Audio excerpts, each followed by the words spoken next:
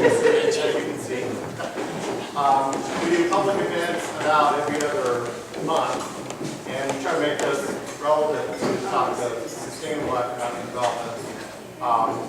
And this is an example of where we think we fit in the scheme of things. So tonight's event is about the Pathways to Prosperity report, which our moderator will get into a little bit more in detail. And I will hand it over now to Rachel Lewis-Hilburn from WHQR. She's going to moderate the evening's discussion.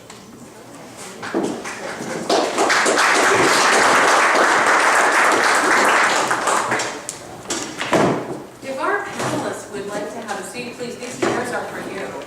And we'll introduce you to just a moment. Make yourself comfortable.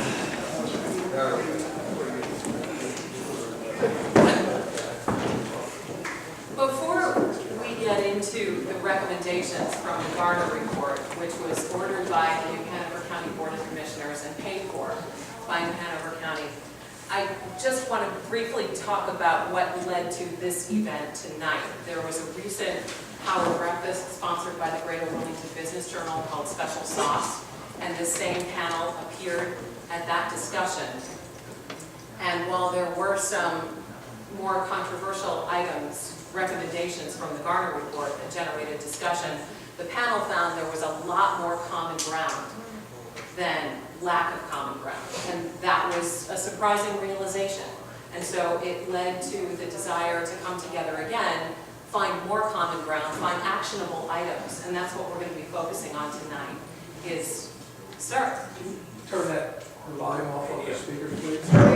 Here in the radio. Thank you. You can just hit the power button. Sorry. That's okay. Good call. And so that's our focus tonight. It's not necessarily to parse the differences of the most controversial items. It's to find common ground and find ways that different stakeholders in a community can move forward in the spirit of cooperation.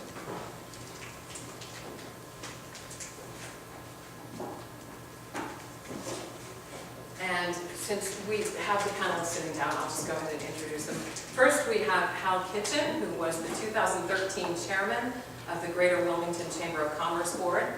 Next to him, Jim Bradshaw, executive director of Brunswick County Economic Development Commission. Robin Spinks, vice chair of the Coalition for Economic Advancement. Scott Satterfield, CEO of Wilmington Business Development. And Lloyd Smith, who is chair and one of the founders of the Cape Fear Economic Development Council, which is the organization sponsoring tonight's event.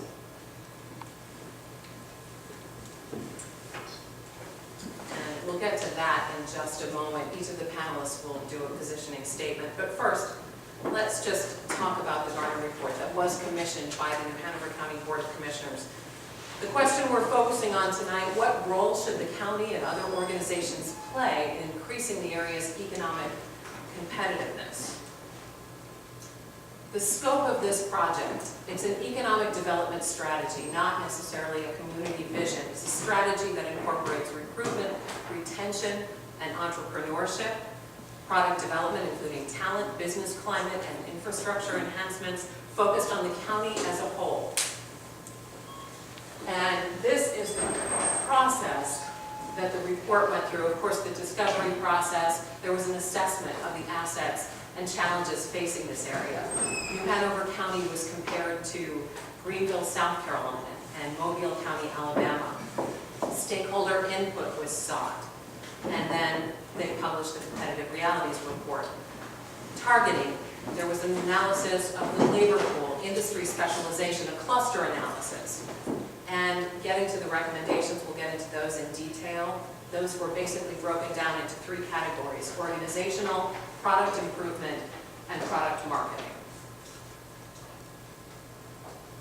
And the 21 recommendations were built on three foundations: mitigating negative perceptions or challenges that deter increased investment, creating an environment where high-quality companies and talent will want to locate, and assisting the county in identifying and marketing to optimal targets to ensure more economic opportunity. So when we're looking at the organizational piece of this, this is what we call execute effectively. Create a county department of economic and community development and hire a director for that department. There was also a recommendation within that first one about creating an economic development commission, which would serve as an advisory board. Created 3 county marketing alliance, New Hanover, Brunswick, and Pender counties. And this was in spite of a recent reassignment of Brunswick to the Myrtle Beach, South Carolina metropolitan statistical area. The Garner report asserts that there is already an economic reality that connects those 3 counties, regardless of MSA. The next recommendation, consolidate services and explore consolidated New Hanover County government. This is one of the recommendations that came up both among stakeholders and is one of the recommendations that the Garner report calls transformational. And you'll see those transformational recommendations with a T at the end of the recommendation. Develop a realistic and sustainable incentive policy for New Hanover County and Wilmington. Eliminate the SUP, that's the special use permit, or modify the special use permit table of permitted uses. Obviously one of the more controversial recommendations from the report. Recruit and help train business leaders to serve in elected office and to serve on appointed boards and commissions. And better support small and new businesses, increasing communications and identifying existing resources that will help small and new businesses grow. And also raising awareness of the economic development process among all the stakeholders. Now in the next category, we're looking at building a better product, building a better New Hanover County. This is the product improvement component. Developing sustainable funding sources for county economic development efforts and infrastructure improvement, and identify catalytic programs to use those monies effectively. Establish an airframe and power plant certificate program at Cape Fear Community College. Develop hangar facilities at ILM to attract MROs and aircraft assembly operations. Develop a real estate portfolio for industrial, commercial, and office development. Rebuild New Hanover County. This is addressing aging or limited infrastructure, and it's built on the model of Rebuild Houston, which was successful in Houston. And provide high-speed free internet access countywide. Also, as part of product improvement, advocating for a continuation of film incentives, and growing the talent pipeline, supporting and engaging all school levels and fostering career awareness and improving graduation rates. And finally, telling the story. This is the product marketing component. Supporting optimal targets by establishing industry working groups for each one, developing an effective lead generation process, producing events for site location consultants and corporate relocation decision makers that will introduce them to the area experientially, and creating a cadre of regional ambassadors. And now we're going to turn to the panelists. Each person will have 3 minutes to offer essentially a few ideas. Because the purpose of tonight's discussion is to build on the areas of agreement. We'll start with how your organization sees goals that are consistent with the vision and mission of your organization, achievable, and an opportunity for collaboration with other regional economic development organizations. And representatives from those organizations don't necessarily have to be in the room tonight. This is about ideas. And of course, I'm going to time the answers just so that we ensure fairness for everyone. And I do want to say that the focus tonight really is on cooperation, because success begets success when it comes to cooperative action. And so if we could put aside some of the bigger rocks and focus on the smaller steps, then we might actually accomplish something tonight. And a really good outcome would be 3 concrete actionable items that everyone can agree on. We'll end by 7:30. I promise.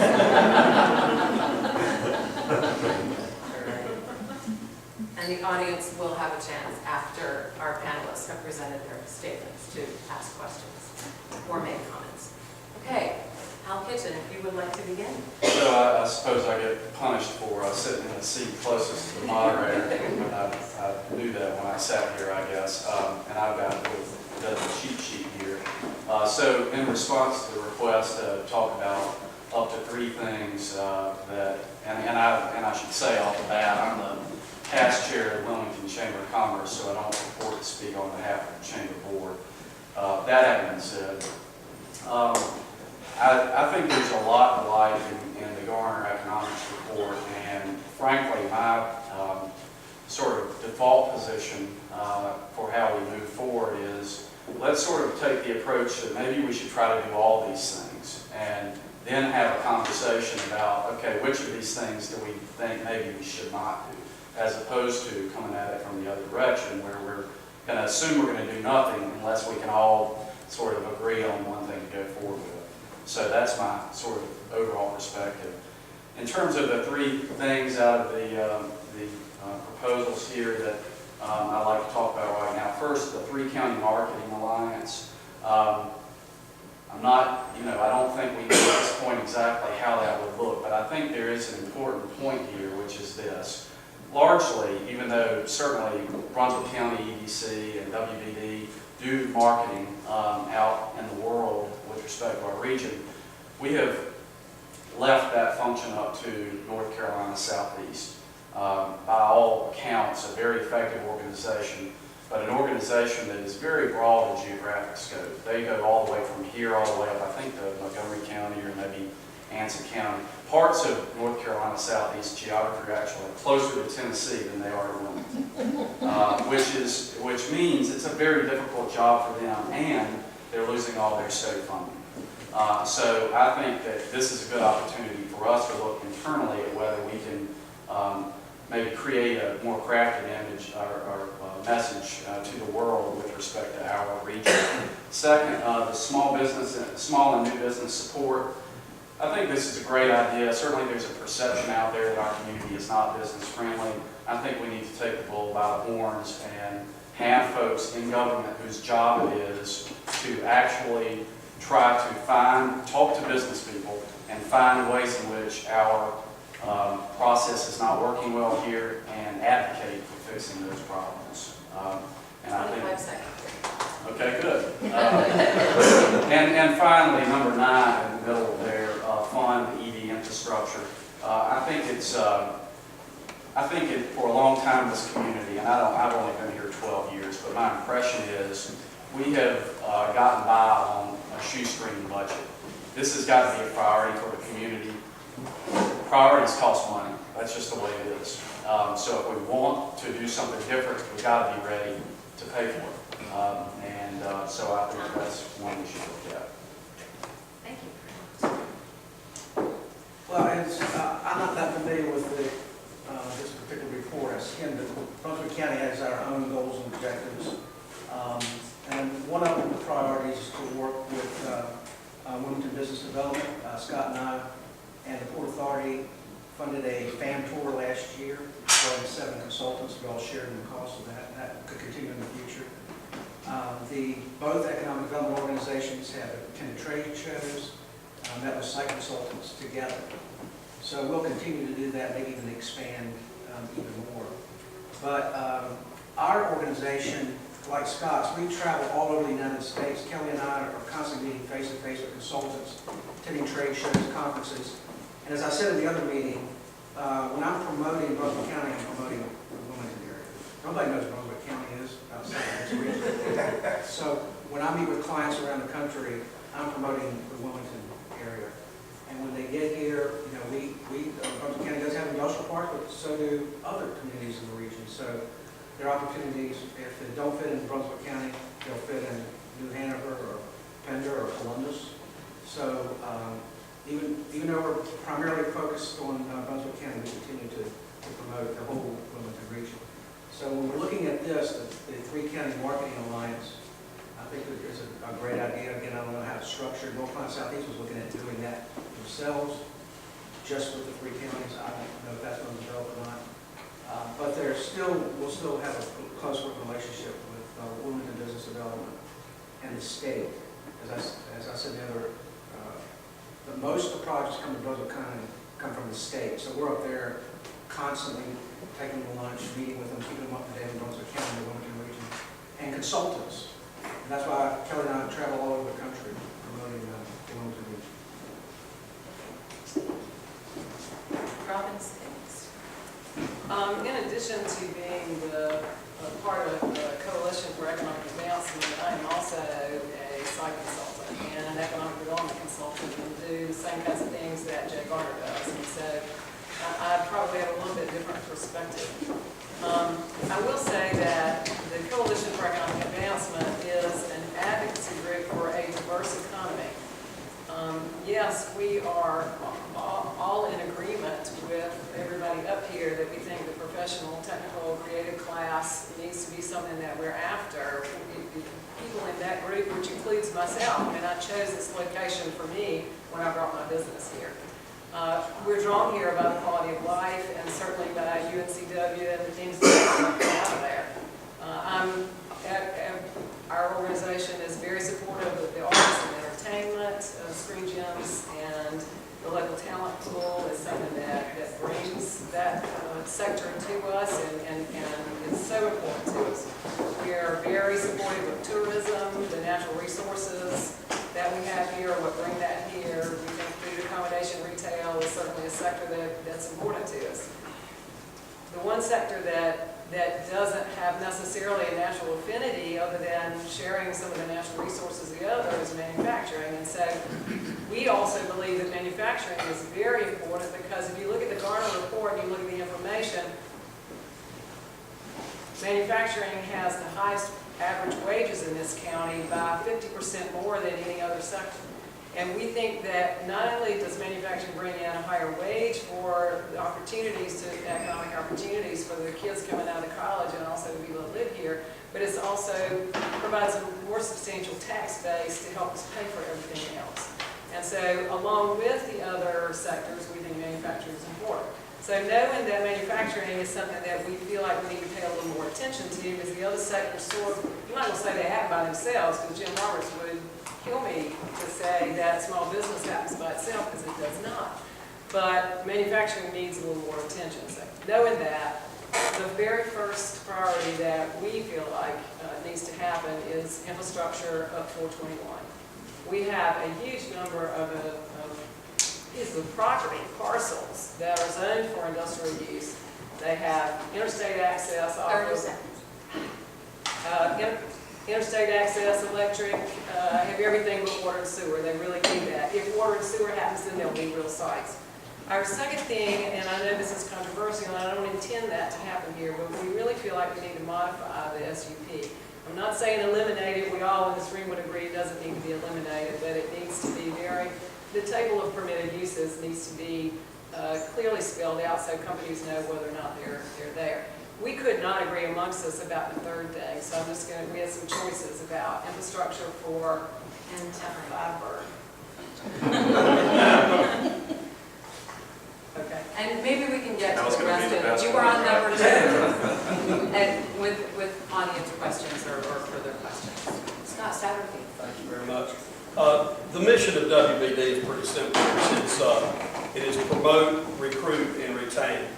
So as we collaborated and been involved to some degree with this report, we think it hits on a lot of the affirmations of a lot of the work that we're already doing. So a couple things, just to pick three, and Lloyd, we promised we'd pick three things we were excited about. So I'm going to piggyback a little bit with clearly the marketing and alliance and the partnership with Brunswick County is critical.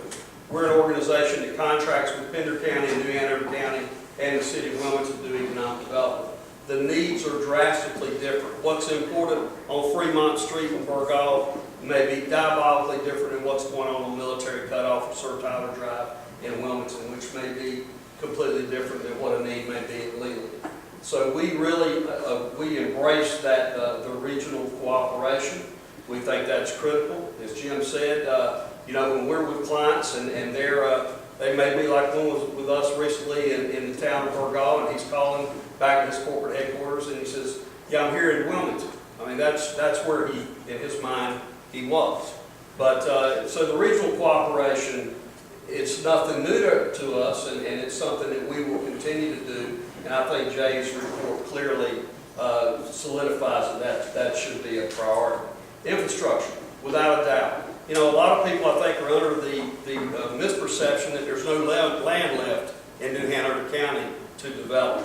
There is a lot of available land. Mr. Garner pointed out that there's close to 6,000 acres of wetland-free land zoned appropriately, but it's just land, it's not a site. The site has to have infrastructure. You need water, you need sewer, you need gas, you need highway accessibility. So we need to continue to work on those things that bring that clearly to the table. And to continue to make our region familiar, if you will, the fan tours that Jim and I have been involved in, and bringing site selection consultants and decision makers and folks that need to know more about our region, clearly is a priority to us as well. So we'll look forward to how the county interprets the report and how they lead through that process as well, but certainly not limited, Rachel, to those three things. But I think those are all important concepts that we at Wilmington Business Development are very excited about continuing to augment even at a higher level. Thank you. Lloyd Smith. So Cape Fear EDC, as I mentioned at the beginning, is nonprofit, unfunded. You might imagine that to be an unsustainable position. We realized early on that there are a lot of things that we would like to focus on. In other words, you have a long list of priorities. Those are not priorities. If you're focusing on a lot of things, you're not focusing on anything. We've had a few retreat events over the course of which we had a come to Jesus moment one time over this particular title, Execute Effectively, where we realized by having too long a list of priorities, we were not executing effectively on anything. It was important for us to narrow our scope and our focus to things that we could accomplish. I would say that the things that we can do best are number 6, number 8, and number 21. So business leaders in office I'm not so sure about, but I think continuing the steering committee role for Cape Fear EDC and potentially expanding the reach of that steering committee that facilitated or helped with creating focus groups for the Garner report would be a really valuable and kind of low-cost initiative, and it continues to foster this kind of cooperation that I think we need more of. People should be in the room together more often. They should be talking about relevant topics more often. We'll find common ground by being together and discussing these things more often.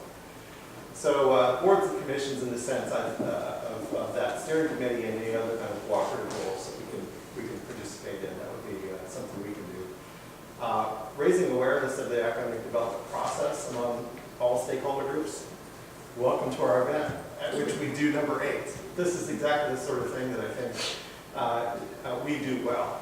Getting people thinking about what economic development means, what their role is, what the role of their organization may be, and what the desired outcomes are for the region. So raising awareness is something we have done well. I think we can, by cooperating, focus those efforts on those sweet spots where we all can agree that we need to be working.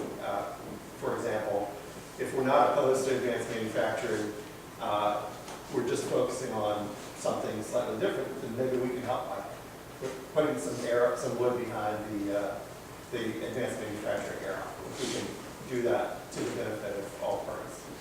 And number 21, regional ambassadors to extend the region's brand. We have often said it's a darn shame for so many business owners and entrepreneurs to be aware of the need for a set of ambassadors and to be willing to be ambassadors and yet not to be called upon to be ambassadors.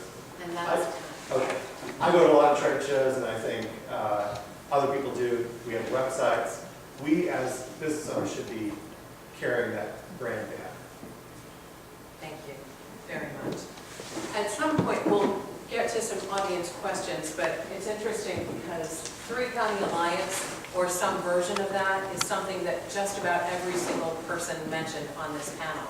Is there a forum or a venue right now for the three counties to get together and cooperate on strategy? Al? Well, I would probably defer to Scott and Jim on this because Jim represents Brunswick County, Scott and his organization represent Pender and New Hanover. You've heard about how they try to work together, and so I think there's certainly, to the extent they can do it, it sounds like they're trying to cooperate. I'd like to see, I think they're doing the things that they've been asked to do. And my comment about the Three County Marketing Alliance is I think that there's probably more that we haven't asked these organizations to do that we as communities could do. I'd like to see the three counties get together, whether it's through these groups or I think North Carolina Southeast might be coming up with a proposal whereby they might do something like that. I just think it's crucial for us to tell our story about our region, and frankly, these folks don't have the budget to do the kinds of things I'm thinking about in my mind. I would like to just add from my site selection consultant perspective, that I think 3 counties is too small.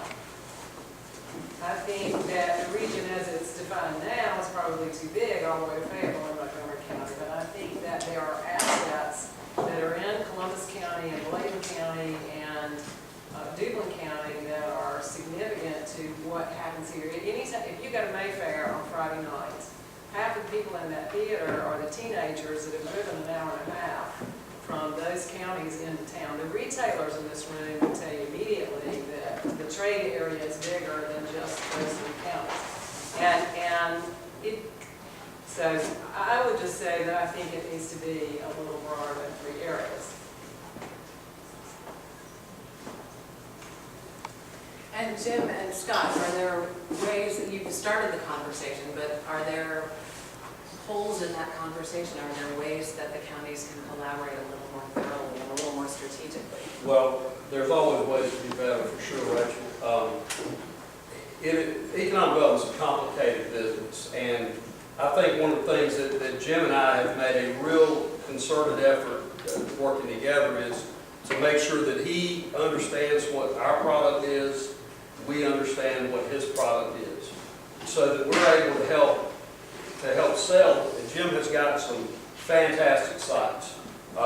Some of his product is just something that, quite frankly, we don't have in our area. It's fully infrastructured, large tracks, water, sewer, gas, rail, redundant. Thank you, Scott. How are you? Absolutely, man. I'm a big fan.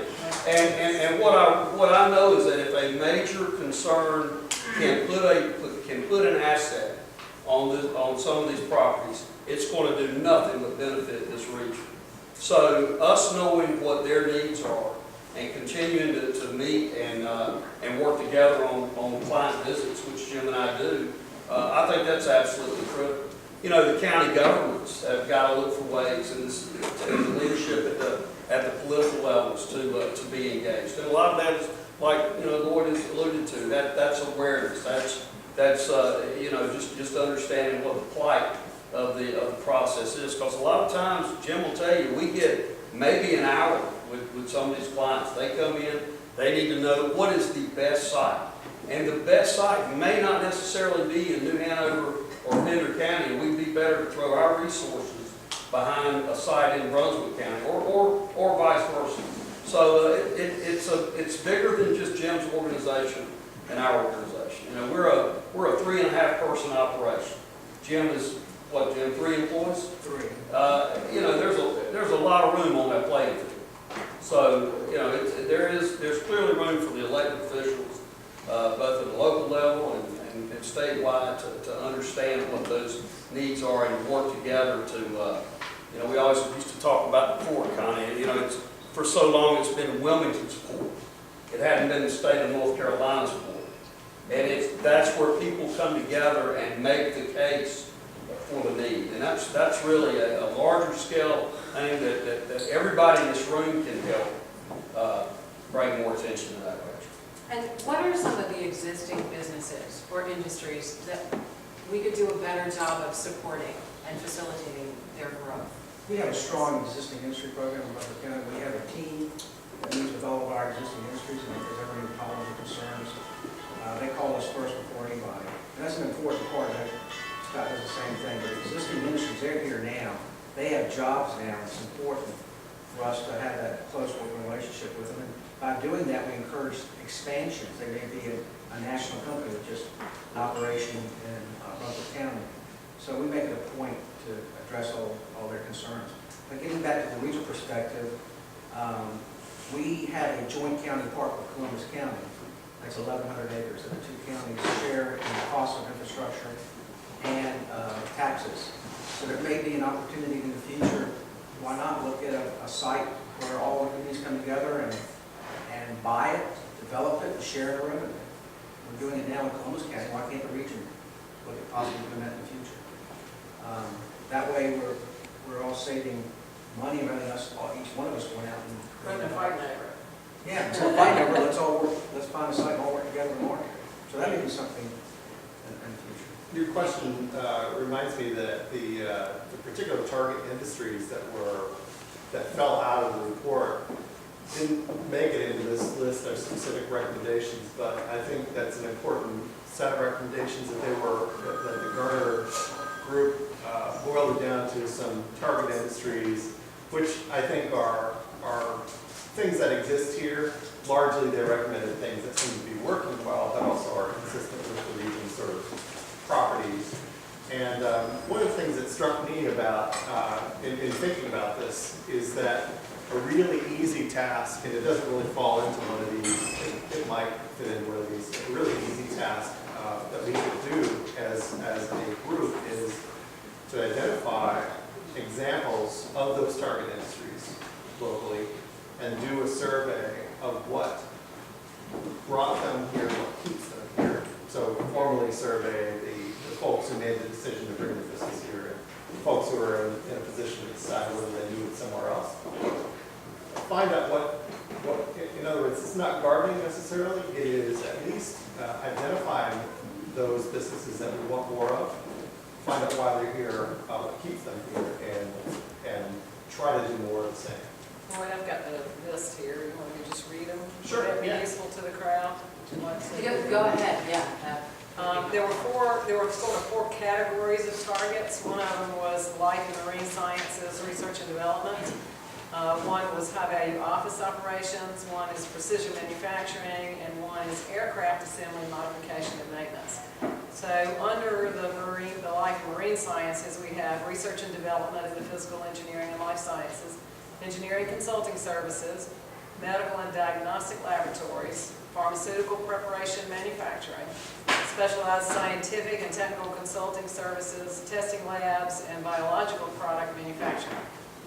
Under the high-value office operations, we have administrative management, general management consulting services, computer systems design services, custom computer programming, financial transactions processing, reserve clearinghouse activities, payroll services, pension funds, call centers, trust fiduciary custody activities, precision manufacturing, optical, instrument, and lens manufacturing, turbine and turbine generator sets, speed changer, industrial high-speed drive, and gear manufacturing, instruments and related for measuring, displaying, controlling, analytical laboratory, instrument manufacturing, specialized measuring and controlling device, and medical equipment and supplies.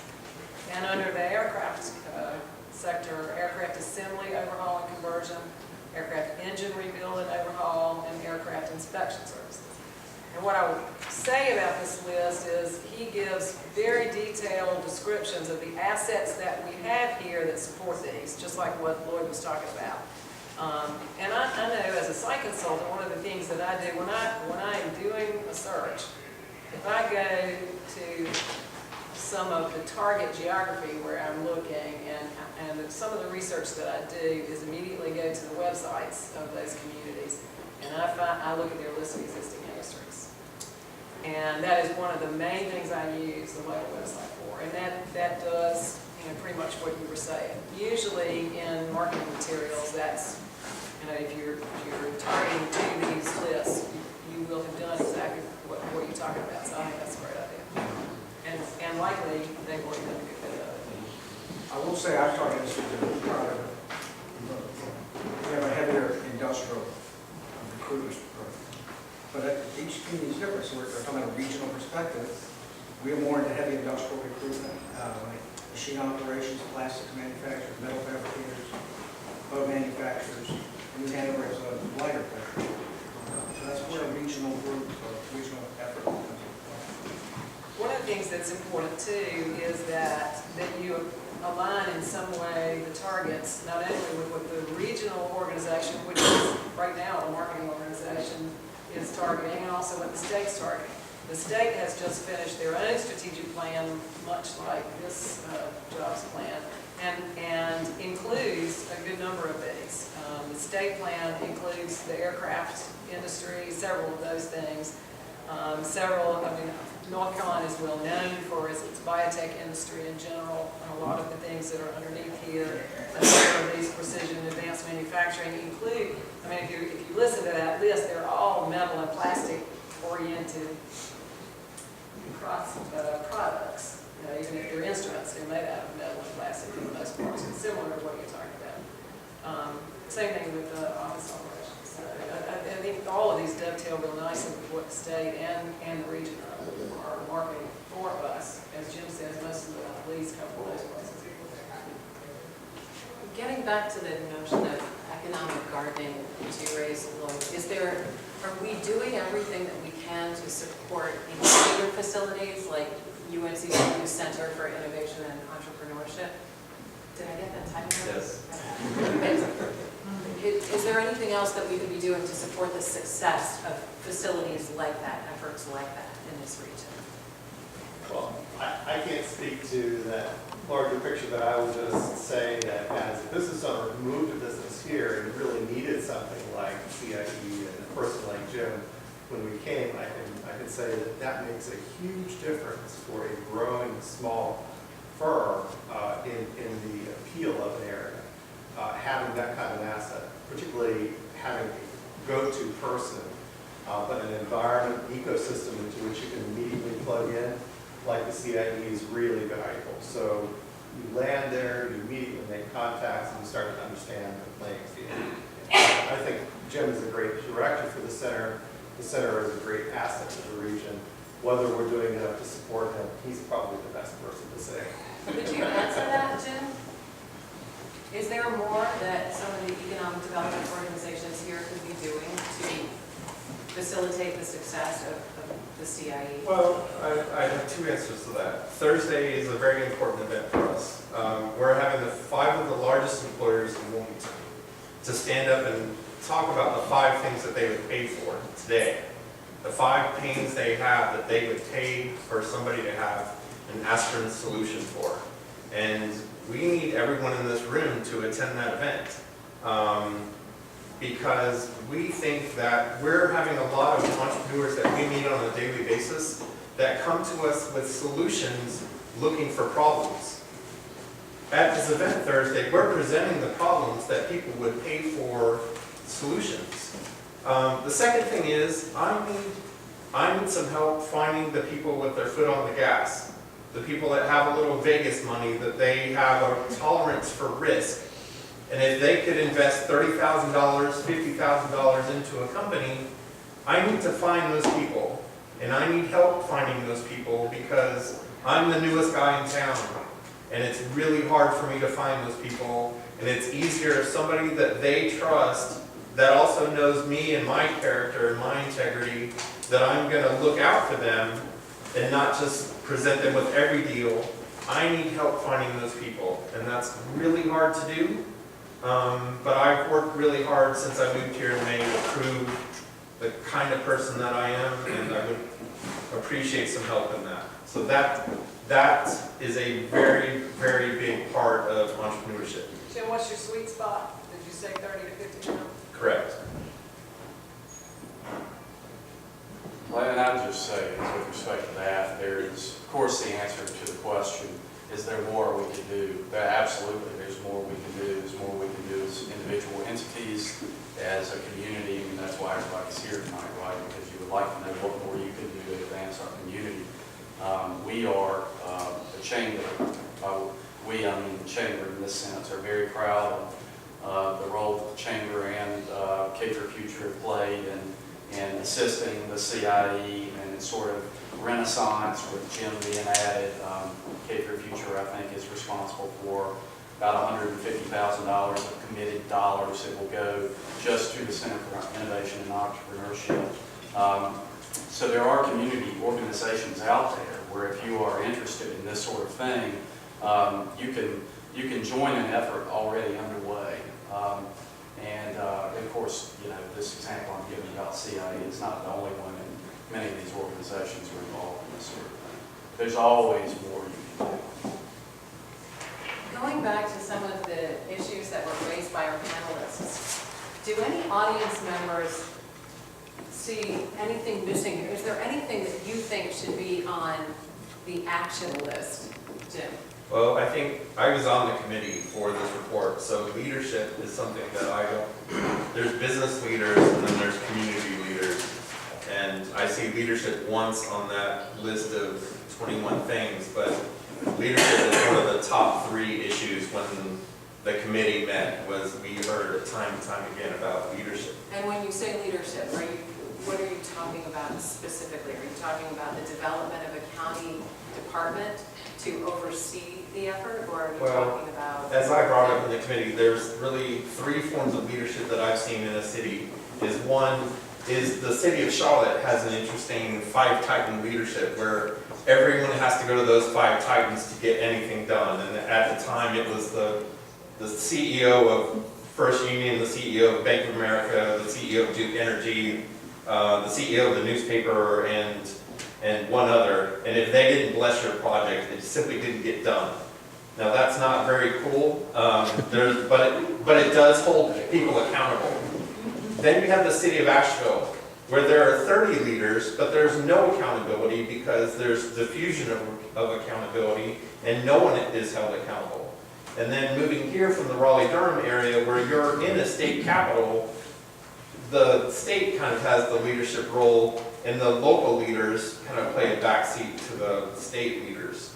So I think Wilmington needs to choose what kind of leadership form they want, but I'm definitely talking about private sector leadership, not necessarily elected leadership.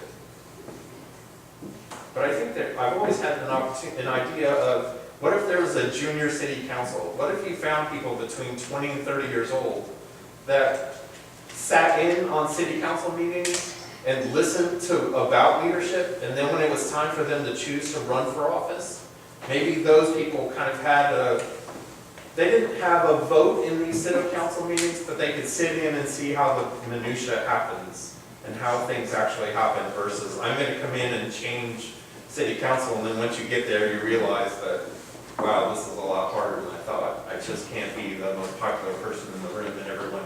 It's not like student council in high school.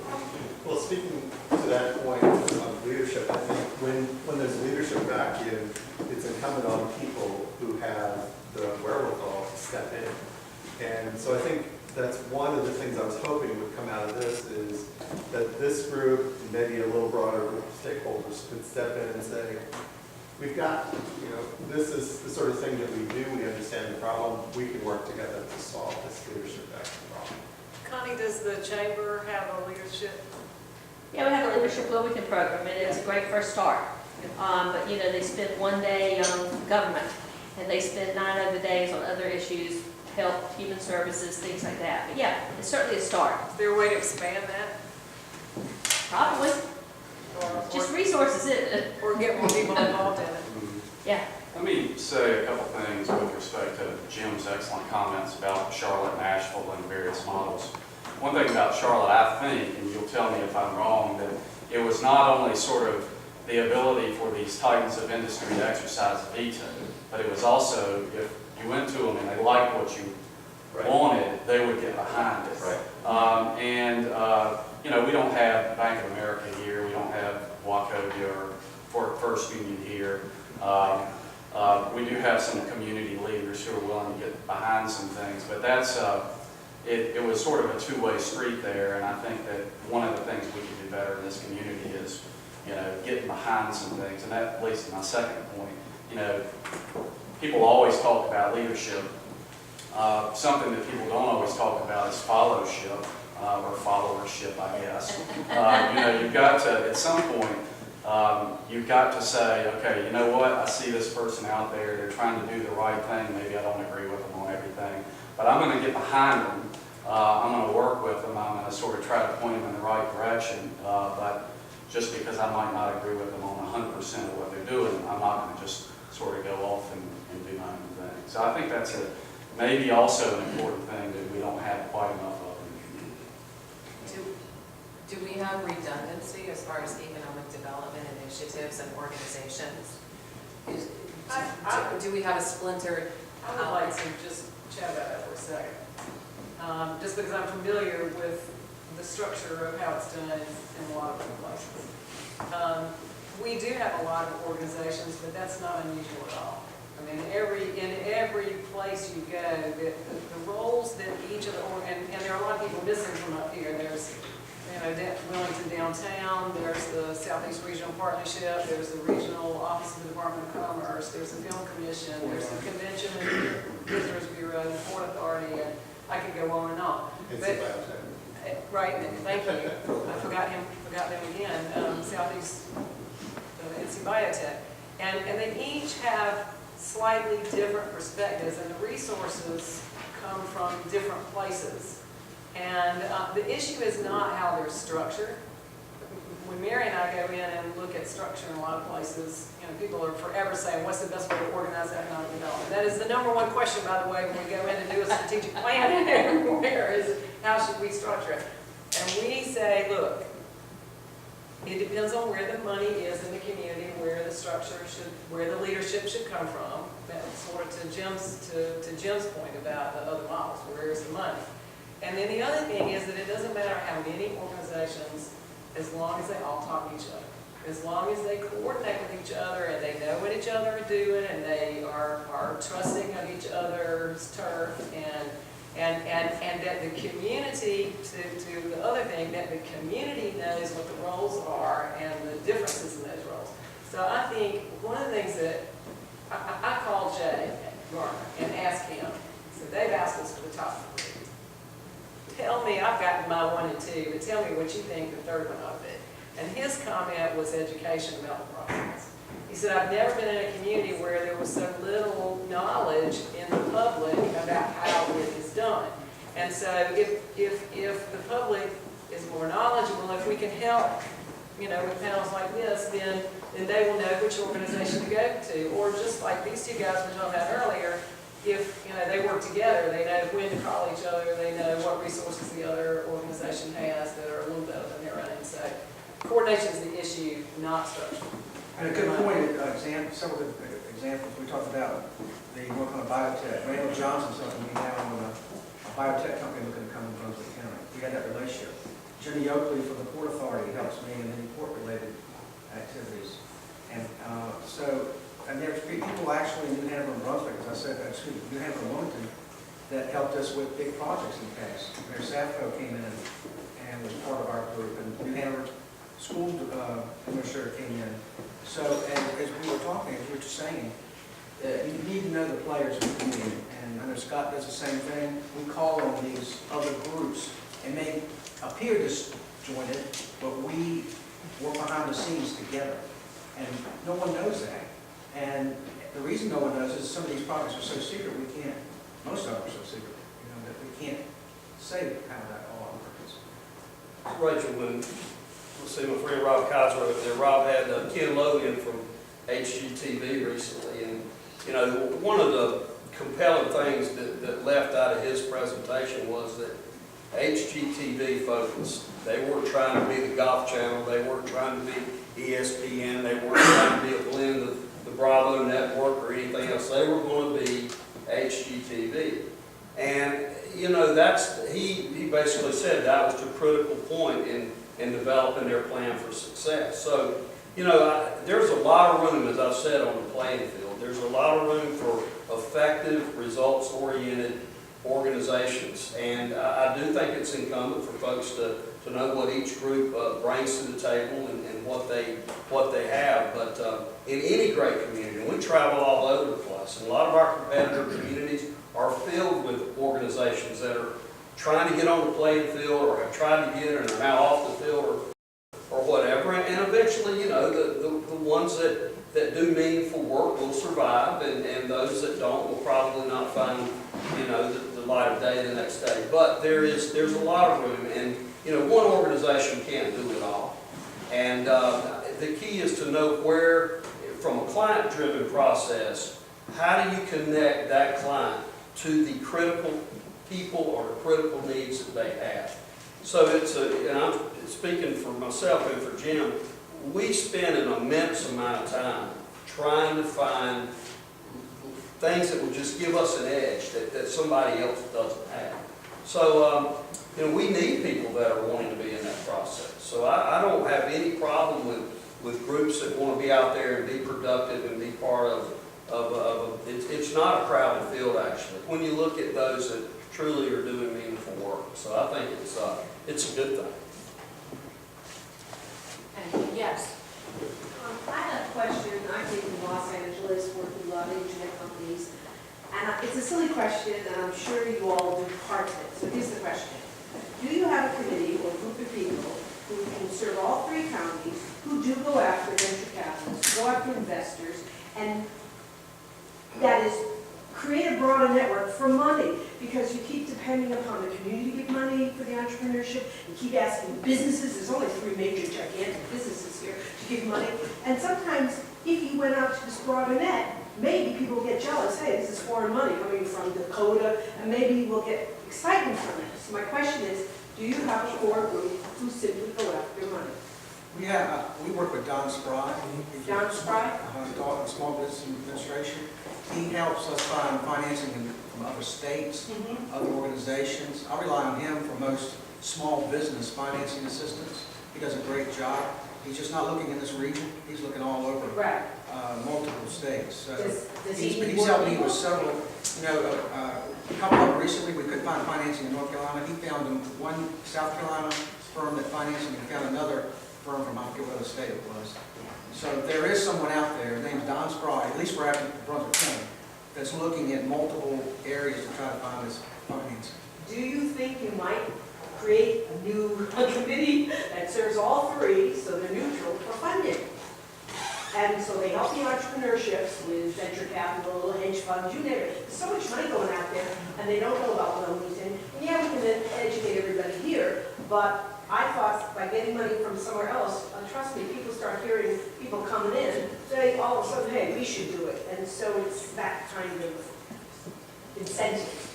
This is not exactly what you're talking about, but Jim and his group, he does have a group of investors who are trying to raise a fund to do something similar to what you're talking about. The entrepreneurship.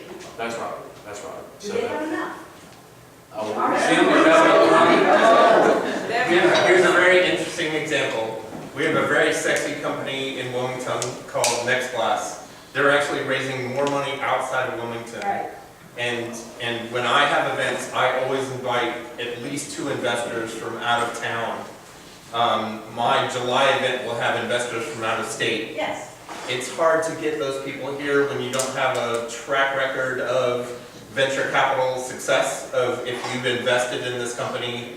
You know, think of, well, I'll give you 2 examples. How many people know that Microsoft actually started in Albuquerque, New Mexico? What would Albuquerque look like today if Microsoft had gone public in Albuquerque? But they went to Seattle instead, and they have created 50,000 millionaires in the city of Seattle and the surrounding area. 50,000 millionaires. So we're trying to build that kind of company. Now, I think we would all admit Next Glass is not Microsoft, but it's a very interesting company. Oh, Next Glass. It's Pandora for wine and beer. And so we're very excited about the potential of that company. And if that company has an exit event, meaning they sell or they have an acquisition, I don't think they're a company that goes public, but they could, then that puts us on the map and it becomes much easier to raise outside capital. So we're trying to grow the companies that our outside and local investors would be interested in, but So the question is, we okay, just, you want well, us- here's something, we just opened our doors in September. So it's difficult for us to really claim that success until we have a success. But it's not a lack of effort right now, I promise you that. Okay, let's move on to the next question, sir. One of the words I think I see missing here is the word place. How are we going to compete against other places in the United States for the talent that we need to work the jobs that we just listed up here above? Those are great jobs. I agree that we need those in our community, but who's going to work them? How do we attract someone who just graduated from MIT that can get a bowl of Thai food and take in an independent movie in the same night? I can't do that in downtown. And that actually is a component of the Garner report, is capitalizing on the uniqueness of place. And are there ways that we could do that more effectively? I can say over and over and over again that I hear from my friends whose children are now, in college and just out of college, and they would love to come to Wilmington. They generally come here. This is just like UNCW students. They come here and they want to stay, but those entry-level jobs just are few and far between in this town, and they have to go away and create a career so that then they're independent enough to come back in their 50s, like a lot of us did, and have something a business that we can bring back with us. And so it's really important that we try to bring the jobs here, because retail in the business world, retail follows rooftops. And rooftops follow jobs. And so from our perspective, we think that the jobs need to come first. And so we really need to focus on bringing in those higher wage jobs, and then all of that support and all of that place will happen. And I think that we already have a place. It just needs to grow. So I'll come to you next, sir. Yes. Scott Sullivan, always throw a little bit of water, flour on the parade, on the fire, whatever you're talking about. So here's, been in Wilmington 25 years, served 10 years on Scott Satterfield's board, served 10 years on the board at the Historic Wilmington Foundation. There are two things. Wilmington is the nastiest community on the planet. Everybody is always fighting one another and stabbing each other in the back. Jim, who I know extremely well, we work in Brunswick County. We work in, how many people here from Brunswick County? Is anybody here? One. Okay, so here we are in Wilmington, which Brunswick County calls Paris on the Cape Fear. Got that? Paris on the Cape Fear, because we think we're the lord of the whole realm. And there's nobody here from Brunswick County. What are we going to do about that? Jim, we need to get more people here, don't we? How many people are here from Pender County? One. All right. So we've got two people from the counties that we want to be involved in economic development. We're sitting here making the decisions for all those people. Secondly, about Wilmington, and Jim knows this, Jim Roberts. I'm invested in Next Glass. I'm on the board. I've been involved with it. Right? So I understand the company. I'm invested in a company called Cape City Command, which is a Wilmington homegrown business that has, you'll love this, high frequency trading machines. So we're like the top, under the, but I'm invested in a big way. We are the second largest shareholder in Live Oak Bank. I said last week they're going public. I don't know if that's going to happen, but we're the second largest. So when Live Oak Bank started out, what were they? When they came to us, what were they? Well, no, they needed money. Who needs money? Next Glass needs money, right? City Command needed money, right? The money is here in Wilmington. You know what the problem is?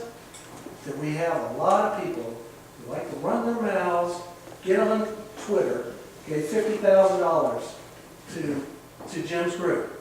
And then all of a sudden, somebody at the Seahawk Fund starts running their mouth about how we, with WBD are crooked and paybacks and all this kind of crap, calling us names, doing all this nasty stuff to us. And so what do you think I'm going to do? I'm going to call Jim and say, you're not getting any more money.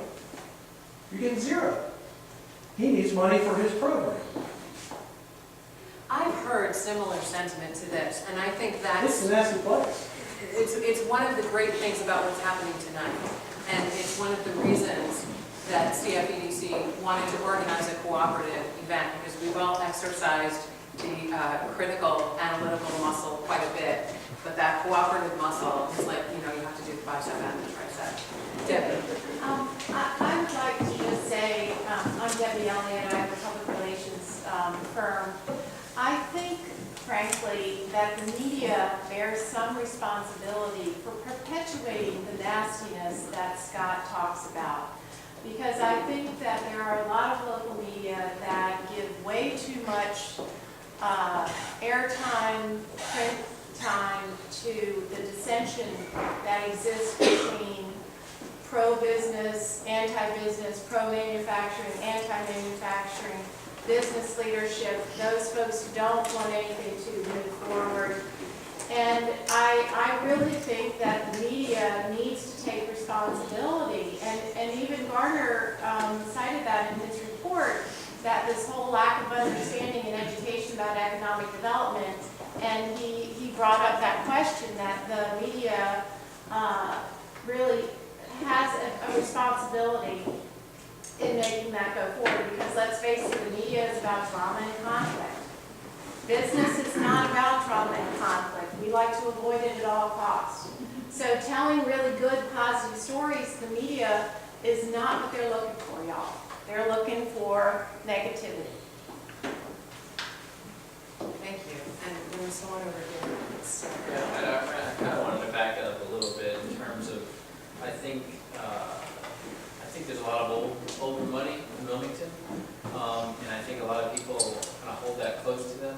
And the areas like they're in Raleigh and Durham, there's a lot of younger money that's there, and they're more willing to take a risk that others may have in funds and not want to touch right now. And I think one of the things that kind of the CIE and those type of environments is trying to build is to try to build the Seattle, is to try to build the 20 to 40-year-olds that have excess money that can put into funds or into 10 different companies to be able to try to build those millionaires, as he's talking about. And I think that creates an environment of, for every one innovative job that you put out there, generally there's a 5 multiplier that spins off of it, unlike other industries. So, the next class and a lot of the banks are great examples of that. I think it's more about just knowledge about what the possibilities are that are out there. Because I think that anybody, no matter what age and what position, where they're from or whatever, if they're familiar and knowledgeable about the opportunities, then they're excited. So I think Jim's very first comment about tell me where the people are is the right thing. It's where are they, and let's all go about trying to funnel them right to where they need to be. I also kind of wanted to bring up, I'm sitting in a meeting a few weeks ago, actually, just after one of the events that we had, and I'm having dinner with, Jim Goodnight's son, and they just bought a building downtown, and they're interested in building out, Raleigh HQ or something like that downtown, but then they come out of an event like that to where there's this going on, and they get a little disheartened about whether to put the money into the actual, into that type of environment. And I think there needs to be support behind the younger, innovative generation. Okay, sir. I hope you don't mind if I change the topic a little bit. Not at all. We have just a few minutes, just so you know where we are. We have a few minutes left, and I would like to pull out maybe the top 3 issues that we've talked about so that we can leave with those. All right, well, hopefully this can add to a list or beyond that. But I'm Tom Porter, I'm the chair of the marketing department at Cameron. I'm involved in helping with the branding initiative for the city. And I have just a couple questions for the group here. One, I guess I'd like to start off with Robin from a site selection perspective. How does a brand for a region like we have here help the site selection process? And then just to Jim and to Scott, I just would ask what you would like to see from a brand from the region that would actually help you do your jobs better. The short answer is that the site consultant in the company doesn't look at a brand. They're looking at assets, and they're looking at resources, and they're looking at risk. And so they're going to start their search by looking at a large geography that is either close to their raw materials or their customers or somewhere in between. Like the thing that the brand does is when you get down, it shows the world that you know who you are and that you're working together. And so it's more about the community being able to coalesce around a brand than it is about being a marketing tool, if that sort of answers your question. Okay. And then the second question was for Jim and Scott. How could a branding initiative help you guys do your jobs better? Tom, I think we welcome the initiative, and if for no other reason, and this is to piggyback on Robin's eloquence there, but for our clients to know that there's a sense of something coalescing to bring a better business community, a more cohesive place where there is where there's opportunity and there's going to be will behind companies that are going to consider making an investment here. That's really what they're looking for. I mean, honestly, what is Charleston's brand? I mean, is it the port? Is it Boeing? Is it Newport? Is it the downtown area? I mean, all great places. You're at the Golden Corral trying to figure out what that is. I mean, so you're going to the chocolate fountain, or you're going to, well, where are you going? So at the end of the day, what I wanted to prove is that there is an environment that welcomes business and that embraces diversity in business. And because I don't know that it's a magic formula, Tom, but it is clearly something that if it can put some horsepower behind those things coming together, then the effort can at least provide some benefit. Pertaining to us, it's really neat to go around the country and go to Atlanta, Chicago, Dallas, and I just say I'm from Wilmington area. And they all say, great city, great reputation, it's always a positive. Yeah, you go to New York, they think Wilmington, Delaware, but, basically, most, especially in the Southeast, it's always, I don't say, Port City, I don't say this, it's just all I say is Wilmington, and it's North Carolina, it's always positive. So, I don't know if we need branding, it's already out there, it's already very positive. And this gentleman in the back. Sure. Matt Colligan. I was just interested, we're talking a lot about regional, responsible regionalism, and I'm worried about the carrying capacity of our region. We have a lot of manufacturing businesses coming in and have their externalities. Who's going to oversee whether or not we exceed our, air permits, whether or not we're entertaining? If we go way back in time, the mouth of the Kankakee River was 15 feet deep in the year 1700. Now it's 45 feet deep, and we have blue crabs at the Lock-in Dam number 1. 200 yards beyond that, that's our input for drinking water to Wilmington. So we keep building, and we won't have water, we won't have food. So when we go and pick businesses, I just want to know who's going to have the overall carrying capacity mindset to know that, yeah, we can invite this company and this company, but collectively they're going to put us out of business if we don't have any water to drink. So it's called due diligence. Due diligence. Well, I think certainly the state has permitting capability. I mean, legally and literally, the state is the organization. The organizations within DENA are the ones that provide the permits. But when you combine regionally, that's what I'm worried about. When you have Pender, New Hanover, Brunswick all doing the same thing, that puts a whole region, But still, the state is the one that looks at the entire river.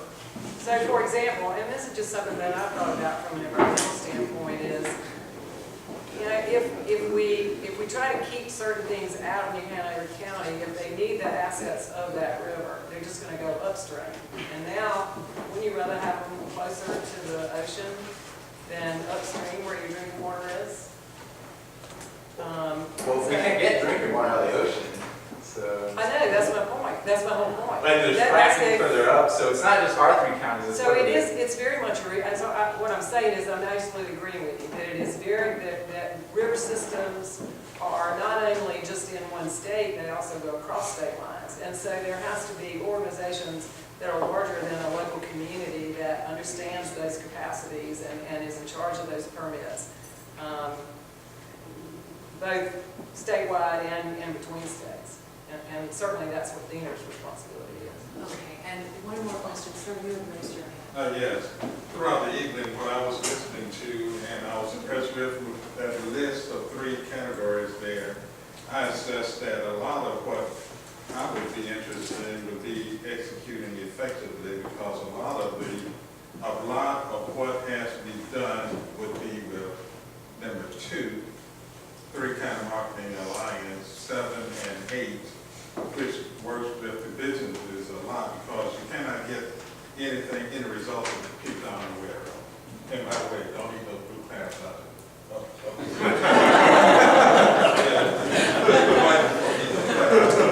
But those 3, because it's very important that you market whatever you're doing, regardless of how difficult it is. Because if people aren't aware of what's going on, how can you expect for them to know?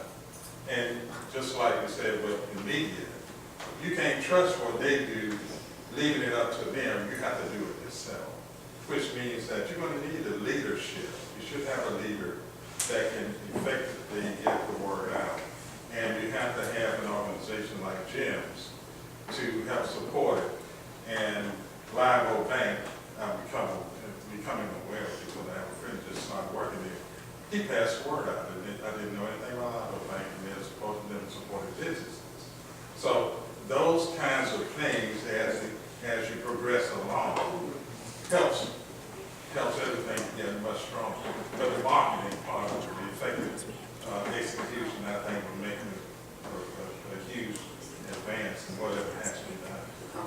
A question that I did have was from you guys was that, did you ever have in your recruiting to the different counties, did you ever have a block by companies asking about mass transit, interconnecting transit from one county to the other than just the infrastructure from one county to the other?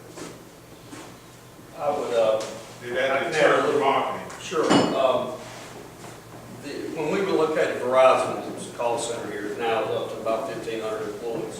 One of the criticalities of that location in that part of Wilmington was, can there be public transportation for many reasons to be able to get the employees to work? And that was in their exhaustive list of requirements was the need for augmented mass transit to that. So that was the closest thing that we've had to understanding from a major corporation what that need is and how that plays in the site selection process. So obviously we made the cut on that, and they're doing quite well here. And but that was close as I doubt we got to.